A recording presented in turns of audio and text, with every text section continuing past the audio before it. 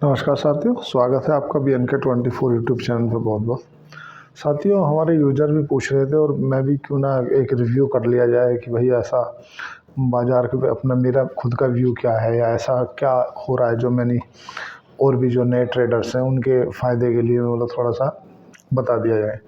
वो कहीं न कहीं मैं क्लोज़ली बनाना भी चाह रहा था उसको लेकर के, वो बना नहीं पाया। देखो क्या है कि बाज़ार में गिरावट की एक वजह तो है नहीं।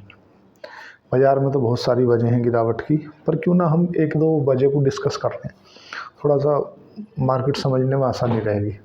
देखो क्या है कि जो 24,800 का जो मार्केट में जो एक बॉटम था, वो हेड एंड शोल्डर्स का बॉटम था। अगर वो टूटा तो मैं पहले ही 1-2 बार अपने फ्रेंड्स को बता चुका था ये बात कि अगर ये 24,000 का लेवल टूट गया तो ये फिर मार्केट गिरेगी, लगभग 24,000 तक आएगी, 23,500 तक आएगी, जो अभी लगभग 23,500 तक है।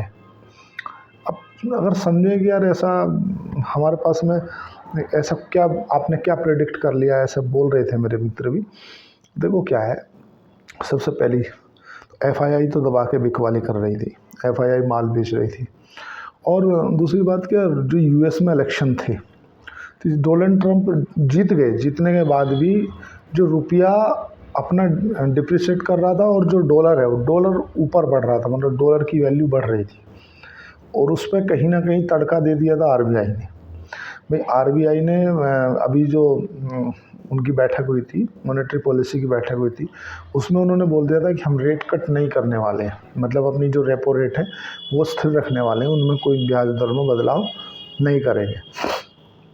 तो ये कहीं ना कहीं आदमी को जो जिनके ईएमआई वगैरह चल रही है, लोन वगैरह चल रहा है, वो ये सब चीज़ों को समझ गए थे कि अब हमें आने वाले 2-4 महीने 6 महीने और इतनी ही किस्त देनी है, क्योंकि कुछ लोगों के लोन क्या होते हैं, फ्लैक्चुएट लोन होते हैं। तो वो ये सब चीज़ें समझ गए थे। तीसरा क्या है कि उस पर आरबीआई का जो अभी सीपीआई का आंकड़ा आया है 14 महीने के सबसे हाई रेट पर आया है। कंज्यूमर प्राइस जो इन्फ्लेशन का डाटा आया है, उसमें आरबीआई की जो दिसंबर माह में मॉनेटरी पॉलिसी की बैठक होने वाली है, शायद उसमें भी रेट कट ना हो। क्योंकि देखो महंगाई है मतलब लोगों में डिमांड है, डिमांड माल खरीद रहे हैं मतलब महंगाई है। क्या है देखो, भारत में जो अधिकतर लोग फेस्टिवल के रूप में लोग मनाते हैं ना, मैं आप या और भी, एक तो दीपावली, दूसरा गणेश उत्सव। तो इसमें अधिकतर लोगों को खरीदारी करते हैं। और ये जो महंगाई का आंकड़ा आया है, इसने कहीं ना कहीं डरा दिया है। काहे के लिए डरा दिया कि आने वाले समय में, आने वाले जो दिसंबर माह में मॉनेटरी पॉलिसी की बैठक है, हमें नहीं लगता कि इस मॉनेटरी पॉलिसी की बैठक में भी आरबीआई रेट कट करेगी।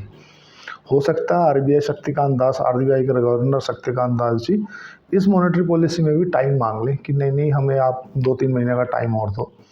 और दूसरा है कि जो Q2 के जो रिजल्ट आ रहे हैं, अब तो खैर रिजल्ट सीजन ख़त्म हो गया, वो बहुत ख़राब। ऐसा कोई कंपनी मेरे को, मतलब 100 में से 2-4-5 कंपनी की अगर बात करें तो छोड़ दिया जाए, बाकी ऐसी कोई कंपनी नहीं है जिसकी टॉप लाइन बढ़ रही हो, बॉटम लाइन बढ़ रही हो। अब क्या है कि कहीं ना कहीं वो चीज़ें रिफ्लेक्ट हो रही है बाज़ार पे, और एक सेंटीमेंट के ऊपर बाज़ार चल रहा है, बाज़ार को परेशान अब देखो जो निवेशक हैं वो ये मेरे मित्र हैं, वो भी ये पूछना चाह रहे थे कि हम सब कुछ बेच दें, इन कैश में आ जाएं। देखो क्या परेशान होने की ज़रूरत है नहीं, क्योंकि देखो हमारे भारत में भी जब सरकार बदली थी तो मार्केट 21,000 का क्रॉस किया था, टूट गया था। सरकार बन गई तो 21,000 से 26,000 आया, 5,000 की रनअप दिया। उसके बाद में अभी अमेरिका में डोनाल्ड ट्रंप की सरकार बनी है। उसका कारण क्या है कि देखो डोनाल्ड ट्रंप जो है ना, वो टैक्सेस को फेवर नहीं करते। और जो डोनाल्ड ट्रंप है, यूएस के जो भी बने हैं, जनवरी से शपथ लेंगे, वो ये चाहते हैं कि जो बिजनेस पे लगने वाला टैक्स है वो ना के बराबर हो, मतलब कम हो, जो शॉर्ट टर्म कैपिटल गेंस है वो कम हो। तो इसीलिए वहाँ के बाज़ार दौड़ रहे हैं। दूसरा क्या, यूएस में रेट कट आ गया। रेट कट आने से हुआ क्या कि कहीं ना कहीं जब उनके बाज़ार दौड़ रहे हैं, यहाँ से पैसा भी निकल रहा है। अब भारत की बात करें, अगर हम भारत में समझे, तो आपको परेशान होने की, चिंतित होने की कोई आवश्यकता नहीं है। कुछ लोग बोल रहे हैं क्या हम अपनी एसआईपी तोड़ लें, ऐसा कुछ भी करने की ज़रूरत नहीं है। क्योंकि देखो, अगर आपने किसी अच्छे बिजनेस में पैसा लगा रखा है ना, जैसे ब्रिटानिया है, ब्रिटानिया अपने ब्रेड बनाएगा ही, माल बेचेगा ही, या हिंदुस्तानी यूनिलीवर है, तो ऐसा तो नहीं है ना कि मार्केट गिर रही है तो क्या अपने हिंदुस्तानी यूनिलीवर का प्रोडक्ट बनाने बंद कर देगा। मार्केट गिर रही है तो गिरेगी, आगे फिर बैकअप कर जाएगी। अगर आपने कोई इन्वेस्टमेंट के पर्पज से लिया है तो उस परेशान होने की कोई आवश्यकता है नहीं। और अगर आपने ट्रेडिंग के पर्पज से लिया है कि भाई मेरा ये स्टॉप लॉस टूट गया है, मैं इसे बेच कर निकाल लूँ, तो आप अपने रिस्क को थोड़ा सा मैनेज करें, क्योंकि देखो सभी का रिस्क अपना हो सकता है। सपोज दैट मैं हूँ, मेरी आज एज है, मैं 40 से ऊपर गाड़ी नहीं चलाता, कोई और मेरे से कम उम्र के युवा भाई हैं वो 60-70 चलाते हैं, और जो मेरे से अपर एज में है 60-70-80 साल के बुज़ुर्ग हैं, 60 साल के हैं, वो शायद 20-30 चलाते होंगे। तो सबका अपना अपना रिस्क है, तो सबको अपने अपने रिस्क के अनुसार ही करना चाहिए।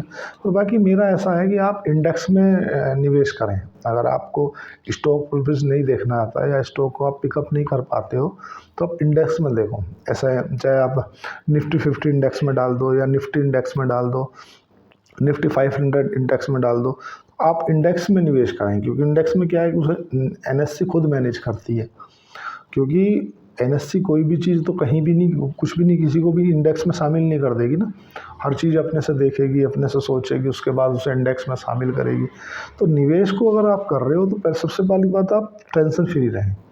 दूसरी बात है क्या, आप मल्टीपल सोर्स ऑफ अर्निंग रखें। कम से कम आपके पास में इनकम के 4-5 साधन होने चाहिए, जिससे कि आपके ऊपर फ़र्क ना पड़े। इनकेस कुछ हो, माने अभी इकोनॉमी में स्लो डाउन है, ऐसा कोई टेंशन नहीं हो। तो साथियों, आप अपना कोई भी फाइनेंशियली डिसीजन लें तो अपने वित्तीय सलाहकार से लेके ही करें। कृपया चैनल को लाइक करें, सब्सक्राइब करें, कमेंट करें। धन्यवाद। Thank you.